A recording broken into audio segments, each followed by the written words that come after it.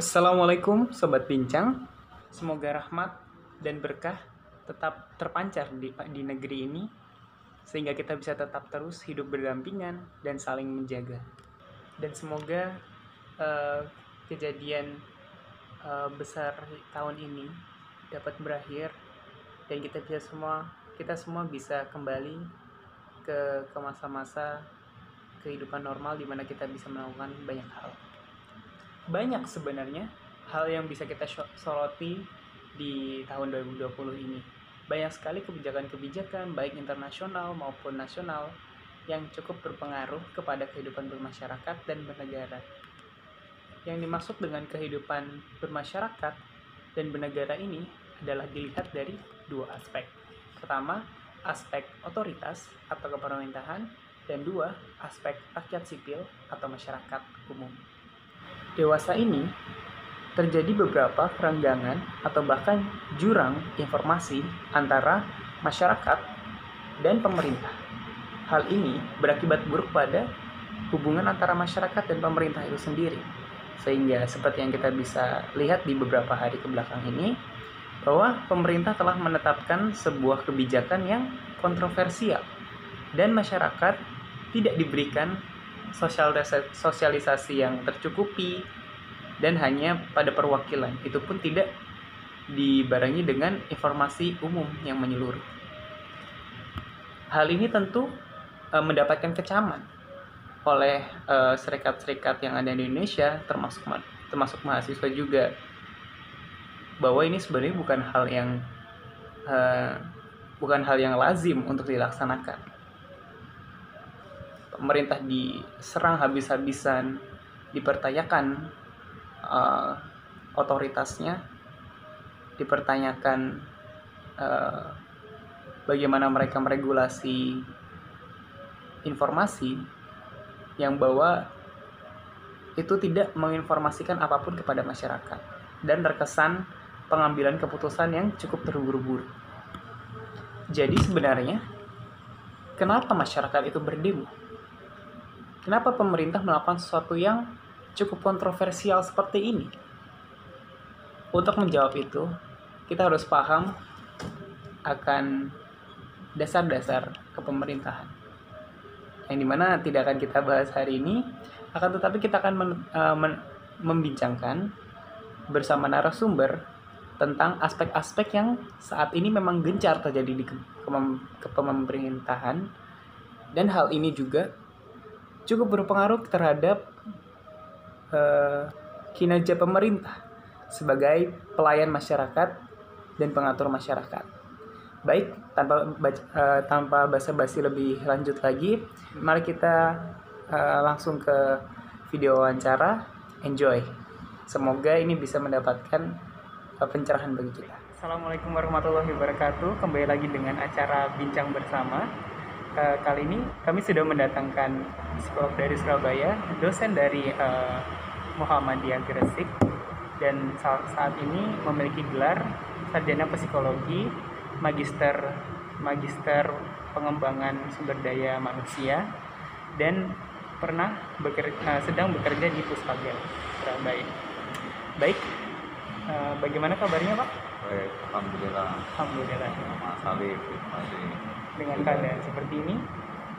Ya, alhamdulillah masih bisa beraktivitas, meskipun terbatas, menjaga tetap protokol kesehatan dipakai, dan insya Allah masih bisa beraktivitas, bertemu dengan masyarakat dan aktivitas profesional.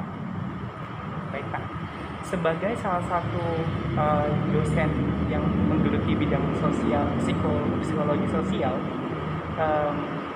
bagaimana pendapat Bapak soal keadaan politik di Indonesia saat ini, terutama implementasinya? Ya, kalau bicara politik saat ini ya sebenarnya tidak bisa dilepaskan dari sejarah politik di Indonesia pada masa lalu, di mana awalnya dulu partai itu banyak sekali, kemudian di era Orde Baru menjadi diperkecil jadi 3, dimohon jadi 3. Nah, ada positif, ada kelebihan dan kekurangannya. Pada saat partai buahnya ya memang orang punya ide-ide yang sangat beragam sekali. Jika menjadi kecil artinya hanya dikelompokkan menjadi 3, di mana kekuasaan pada saat itu lebih mudah membeli pimpinan partai politiknya seperti itu. Nah, pernah juga terjadi mulai diperbanyak lagi dari 3 di masa setelah reformasi, Orde Baru lanjut reformasi itu banyak partai. Namun karena terbatas oleh batasan threshold untuk bisa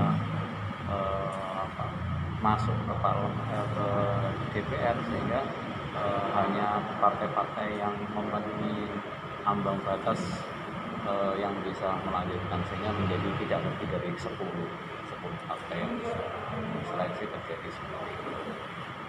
Nah, itu kondisinya. Namun pada pelaksanaannya partai tidak ada yang punya program yang bisa mengkritisi, tapi kecenderungannya ya satu bahasa semuanya karena sudah dibatasi oleh azas yang satu.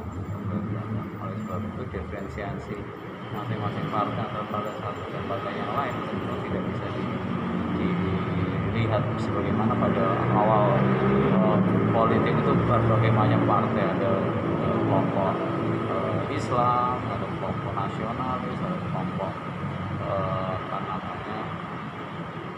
kiri, ada macam-macam yang bisa berafiliasi dalam satu partai yang sangat beragam sekali, sehingga demokrasi itu begitu terasa sekali.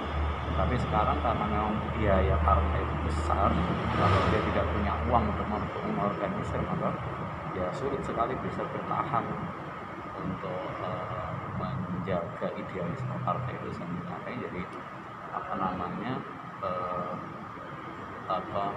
kepentingan jangka pendek aja. Misalkan dia punya uang untuk bisa mengorganisir dan dia bisa dia memasuk ke pemerintahan, nah itu pragmatis cenderungannya, bukan ide-ide yang sebetulnya digagas oleh spirit kolonialnya partai. Saya tertarik dengan satu kata yang Bapak katakan tadi tentang hubungan antara jurang perbedaan demokrasi saat ini dan demokrasi saat dulu, di mana jumlah katanya itu berbeda sama sekali. Itu apakah benar-benar ada implikasi tertentu terhadap pemerintahan yang sedang berjalan sekarang? Iya, artinya demokrasi yang berjalan sekarang ini bukan didasarkan pada idealisme konsep konsep partai itu dalam menawarkan program-program, tapi lebih cenderung ke sifatnya pragmatis, menggunakan orang yang dikenal, menggunakan orang-orang yang sudah dikenal lebih dulu, kemudian baru partai itu menjadikan dia sebagai pemimpin dan sebagainya. Seharusnya orang yang bisa tampil mewakili partai harusnya sudah dipersiapkan sejak awal sebagai kader yang punya nilai-nilai kepartaian, bukan orang yang dicomot dalam perjalanan karena dia terlihat elektabilitasnya tinggi. Jadi kesannya bahwa partai itu bukan mempersiapkan pemimpin, tapi partai itu mencari pemimpin. Nah, itu sendiri seringkali tidak cocok dengan nggak membawa nilai-nilai partainya, tapi lebih sifatnya pragmatis. Selain di kepemimpinan juga di perwakilan di DPR. Orang yang terwakili di DPR bukan karena dia dikader dipersiapkan oleh partai itu, tetapi dia adalah bisa diambil dari artis yang sudah terkenal, orang yang punya uang banyak, punya pengaruh, sebelumnya kemudian diambil oleh partai itu untuk mendongkrak elektabilitas untuk mengangkat partai itu. Jadi partai cenderung pragmatis, hanya mencari sosok-sosok yang memang sudah punya pengikut, punya fans, punya sudah sebagai top public figure, sebagai tokoh masyarakat. Maka memilih pemimpin kelompok yang sudah ada itu menjadi pilihan yang pragmatis, sehingga yang memilih partai itu atau yang memilih wakil dari itu dari tinggi, sehingga keterwakilan di DPR ataupun nanti ujung-ujungnya menentukan calon pemimpin tertinggi, presiden ataupun wali kota atau bupati itu sebetulnya hanya sangat berharap pada elektabilitas daripada orang tersebut, sehingga fungsi partai itu tidak berjalan. Artinya kan dipersiapkan orang yang mewakili yang dipilih oleh partai harusnya mencerminkan nilai-nilai kepartean. Itu yang sebetulnya menjadi tantangan. Maka politik di Indonesia yang berjalan ya cenderung pragmatis, bukan idealis seperti zaman dulu awal. Lebih praktis juga ya. Dan praktis, yang pilih tapi aja. Kalau dia nanti yang dipilih menang, ya dia nanti dapat jatah menteri, dapat jatah direktur utama di BUMN, dapat jatah proyek dan sebagainya. Jadi sifatnya pragmatis. Untuk menghidupi partai sebagai biaya besar. Nah, kalau tidak dapat seperti itu, maka itu bisa tunggu. Ini sebetulnya masyarakat tidak terdidik. Harusnya kan mengedukasi masyarakat dengan menawarkan program yang nyata sesuai dengan nilai-nilai partai. Itu yang kondisi yang ada sekarang. Jadi memang ada dampak apakah ada dampak ketidakadilan di dalam sini? Jadi hanya orang-orang tertentu yang sudah memiliki ya, adil dan tidaknya sekarang yang bisa jadi wakil rakyat yang bisa ini yang punya uang, karena masyarakat kita kan tidak semuanya terdidik. Artinya yang terdidik kan di perkotaan, sementara di daerah, di pedesaan yang jumlahnya banyak tidak memiliki kesempatan. Dia tidak pernah diberikan pendidikan tentang politik, bagaimana membangun bangsa, bagaimana mewujudkan kesejahteraan, kemauan, idenya seperti apa. Dia nggak mengenal itu. Lebih praktis, siapa yang mengasih uang, siapa yang memperbaiki jalan, memperbaiki kampung, itu yang dilihat sebagai pemimpin. Padahal pemimpin itu dapatnya dari uang rakyat juga. Dia melakukan korupsi, dia melakukan personal gain. Jadi sebetulnya ibarat suara rakyat itu bisa dibeli ya sebetulnya. Nah, sampai kalau sudah semua masyarakat terdidik bisa menentukan pemimpin bukan karena memberi apa tapi membawa kemana, itu baru demokrasi sesungguhnya yang berjalan, karena berangkat dari gagasan gitu. Bukan kepopuleran seseorang, tapi gagasannya seperti apa.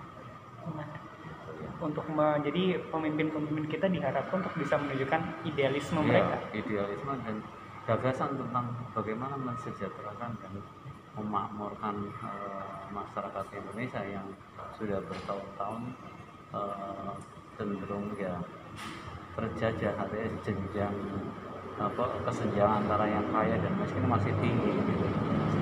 Ya. Artinya kan kehidupannya masih dikendalikan oleh faktor luar. Artinya bahwa orang kaya di Indonesia kan sedikit juga. 5 orang kaya terkaya di Indonesia itu kekayaan sama dengan berapa juta rakyat Indonesia yang miskin. Artinya kan jauh dan itu dibiarkan tumbuh berkembang karena itu partai itu ongkosnya besar, sehingga yang bisa menghidupi adalah para pemilik modal atau orang yang kaya yang bisa membuat program, mengkampanyekan, membayar baliho, membuat brosur, membagi sembako dan sebagainya. Itu adalah pemilik modal besar. Bagi mereka ya kecil uangnya, nanti kan kembalinya dari imbal balik seseorang yang partai yang berkuasa nanti memberikan kembali itu di dalam bentuk proyek, bentuk jabatan dan sebagainya, dan itu jauh lebih besar dapatnya daripada yang diberikan.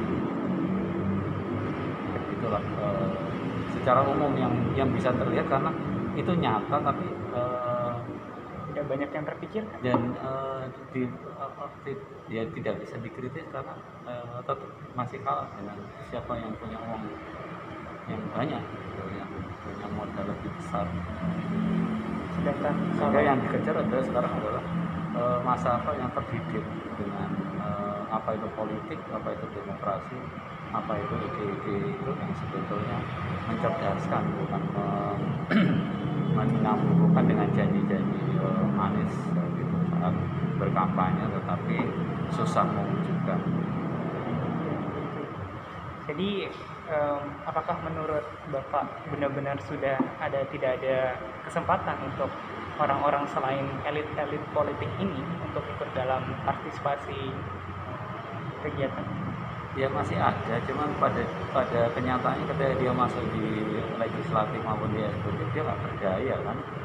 Dia kan kelompok kecil, sekuat-kuat dia ada tukang apa namanya, orang biasa-biasa yang bisa jadi DPR, anggota DPR. Pak Jokowi misalkan presiden dari orang biasa-biasa bisa jadi, tetapi dia tidak punya kekuatan karena ada semacam hutang budi, mbak jasa yang juga bisa ya ada konflik internal gitu. Kalau dulu dibiayai waktu dia jadi dan sebagainya, bagaimana dia punya daya dong, daya tolak. Kalau dia yang dari biasa-biasa tadi masuk ke buruh, misalnya masuk ke DPR legislatif misalkan, tapi hanya satu tapi 10, 20 itu semua dari kelompok-kelompok orang yang kaya yang sangat tenang, itu bisa pengaruhi karena satu suara nggak bisa ngalahkan. Itulah demokrasi yang terjadi di apa namanya legislatif misalkan di Indonesia. Kita tidak bisa pengaruhnya. Mau membuat undang-undang saja itu biayanya besar, untuk rapatnya besar, siapa yang bisa membayar rapatnya, anggota dewan yang harus dibayar sekian. Kalau ya hanya elitis yang bisa membayar itu karena dia ada kepentingan, tapi orang lain nggak bisa membayar. Kalau tidak ada bayarannya, ya undang-undang itu nggak bisa dibikin. Artinya ya itu termacet. Oleh sebab itu kenapa undang-undang omnibus law itu menolak, karena mungkin ada sebagian kelompok dari tertentu yang merasa bahwa aspirasinya belum dimasukkan ke situ. Tapi dia kan kelompok tidak punya kekuasaan, tidak punya modal, tidak punya uang untuk mempengaruhi pasal mana yang harus masuk, ayat apa yang harus masuk, kata-kata apa yang harus disisipkan di situ. Dia tidak bisa melakukan hal yang muncul adalah demo menunjukkan kekuatan, tapi sebetulnya apakah mampu bertahan cukup lama seperti itu. Mengumpulkan orang itu juga nggak sedikit biaya dan ini yang mengorganisasi. Jadi demokrasi kita ini perlu dipertanyakan lagi berarti? Ya bukan, demokrasi kita yang memang sudah benar gitu azasnya, tetapi dalam pelaksanaannya kan ada orang per orang yang punya kepentingan yang berbeda. Itu yang sebetulnya masih jadi tantangan berdemokrasi di Indonesia. Tapi kondisinya sebetulnya saat ini jauh lebih baik karena setiap orang bisa menyampaikan pikiran dan perasaannya gitu. Beda dengan zaman-zaman dulu dengan otoritas kekuasaan gitu ya, nggak ada orang yang berani berbicara bebas melalui media sosial maupun terbuka di umum. Meskipun sekarang di media sosial ada undang-undang ITE, tetapi kan masih bisa menyampaikan hal-hal yang positif. Kalau yang nggak boleh kan yang negatif. Misalkan kita punya data, ada kerusakan, ada persoalan di sini. Kalau kita sampaikan meskipun negatif, kalau benar ya sebetulnya nggak melanggar undang ITE karena itu sebagai kebenaran, gitu, fakta. Tapi yang nggak boleh kan kita menyampaikan sesuatu itu nggak ada faktanya, kita kritik nggak ada faktanya, emang itu nggak boleh, nggak bertanggung jawab. Oleh sebab itu keterbukaan sekarang jauh lebih baik. Artinya demokrasi kita kalau tidak bisa disampaikan di jalur yang sudah ada partai politik maupun ke DPR, maka orang bisa demonstrasi, melakukan demo, menuntut perubahan kebijakan, menyampaikan fakta-faktanya sehingga didengar. Dan itu dibolehkan di Indonesia karena demokrasi tidak harus melalui partai tapi masyarakat boleh mengorganisasi dirinya menjadi kekuatan masyarakat yang menyatakan pendapat. Misal dia dari organisasi yang diakui seperti organisasi buruh kan diakui, organisasi masyarakat seperti Nahdlatul Ulama kan diakui, apalagi itu boleh karena dia resmi organisasi. Yang nggak boleh kan itu bukan berorganisasi tetapi dia menyampaikan, karena persoalannya adalah siapa pemimpin, siapa yang bertanggung jawab kalau ada apa-apa. Itu saja, bukan berarti nggak boleh, tapi harus ada yang bertanggung jawab setiap kegiatan. Itulah demokrasi yang benar sebenarnya. Tapi kalau di setelah nggak punya organisasi yang lain ya bahaya, karena siapa yang bertanggung jawab? Nanti gerombolan gitu. Kalau gerombolan nggak ada yang bertanggung jawab. Tapi kalau ada organisasi yang tadi sudah menjalankan prinsip yang gini, nggak ada yang boleh bawa senjata, nggak ada yang ini, nggak ada yang bawa batu dan sebagainya, sehingga terorganisir dengan baik dan jalannya demo itu mengikuti aturan yang sudah berlaku. Nah, diperbolehkan. Karena kita sudah terlanjur menyinggung masalah demo ini, sebenarnya kenapa alasan seseorang itu melakukan demo, terutama di Omnibus Law ini? Apakah karena ada ketidaktransparansi pemerintah dalam menyampaikan fakta atau semacamnya? Ya, artinya setiap keputusan itu nggak bisa menyenangkan semua pihak ya. Artinya kalau memang demo itu ada unsur politis ya oke, tetapi kan kita harus cermati selama yang disampaikan itu ada dasarnya, ide atau pendapat dia belum terwakili dengan unsur yang ada misalnya lewat partai politik maupun lewat DPR, maka masyarakat boleh. Jadi yang harus kita cermati, apakah yang disuarakan tadi betul-betul yang tidak tercakup di dalam undang-undang itu. Kalau sudah tercakup, ya sebetulnya nggak ada alasan untuk demo, ngapain gitu, berkelompok, ngapain kumpul-kumpul, menghabiskan energi. Tetapi harus ada dasar. Oleh sebab itu, demo yang cerdas harus berangkat dari fakta, data, dan konstruktif untuk memperbaiki itu. Dengan begitu akan didengar. Gitu. Tapi kalau nggak ada dasarnya, nggak ada ruang ya.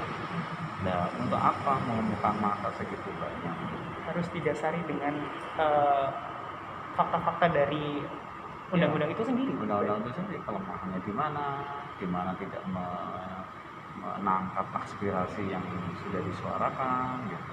Oleh sebab itu kan demo ini kan kalau di teori itu kan tidak semua orang yang berdemo itu mengerti apa yang disuarakan, karena ini kan mengorganisir masyarakat. Memang ada tekniknya, ada ilmunya, tapi itu intinya kan sebanyak-banyaknya orang bisa terlibat, tapi kan tidak semua.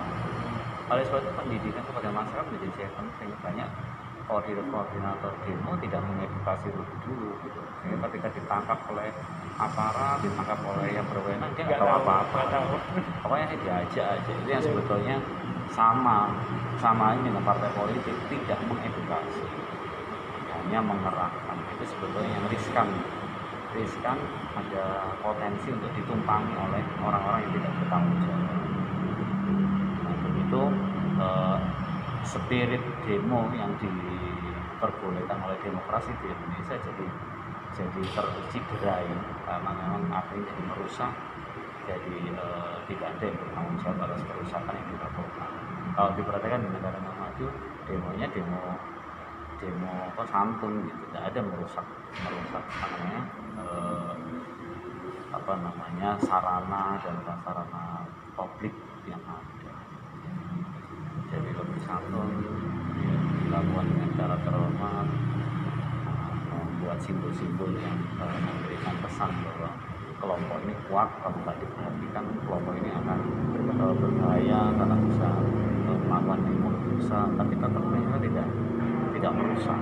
Kalau sudah merusak, orang nggak simpati, orang nggak jadi bertanya ini memperjuangkan apa gitu kan, dengan kekerasan gitu. Akhirnya demokrasi itu jadi menakutkan kalau seperti itu. Harus ada perusakan, harus ada pembakaran, kenapa? Bijak dalam berdemo ya. Iya, harus bijak dalam berdemo. Pesan harus diumumkan untuk masyarakat terdidik gitu. Baik. Berikut ada pemaparan dari Pak Fathul Munir, SPSI, Magister Pengembangan Sumber Daya Masyarakat, Sumber Daya Manusia. Baik, terima kasih atas kerjasamanya Pak. Terima kasih. Jadi itulah wawancara saya dengan Bapak Fathul Munir, sarjana psikologi, magister pengembangan sumber daya manusia dari Universitas Muhammadiyah Gresik.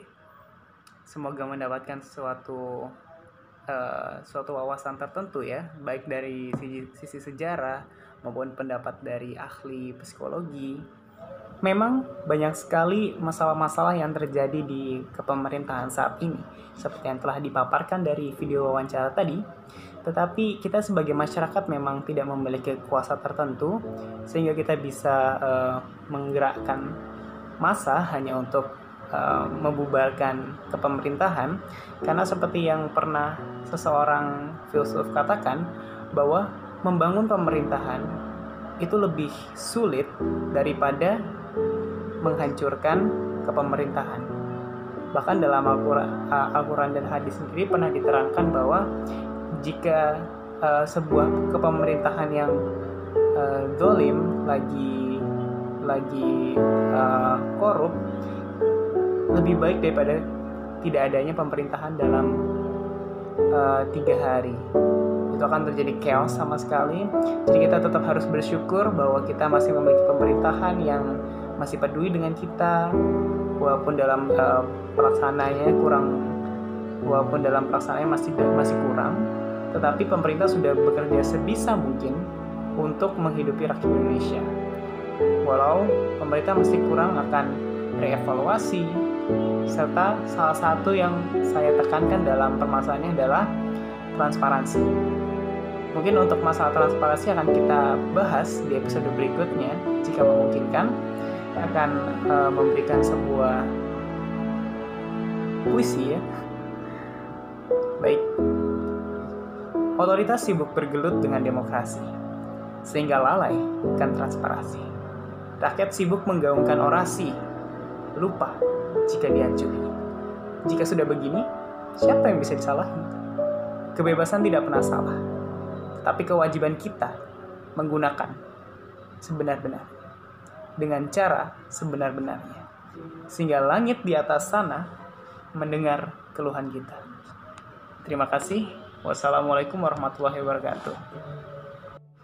Tetap semangat, dan kita sebagai masyarakat harus tetap melakukan penyampaian aspirasi dengan cara sebaik mungkin, sebenar mungkin, dan seefektif mungkin, agar pemerintah mau mendengarkan dan mempertimbangkan kembali aspirasi yang kita berikan demi reevaluasi mereka sendiri dan kesejahteraan kita semua sebagai masyarakat dan rakyat Indonesia. Saya Alif Arzan Ansori dari kelas Psikologi E Universitas Islam Negeri Maulana Malik Ibrahim Malang. Saya undur diri. Wassalamualaikum warahmatullahi wabarakatuh. Tetap semangat, Merdeka Indonesia.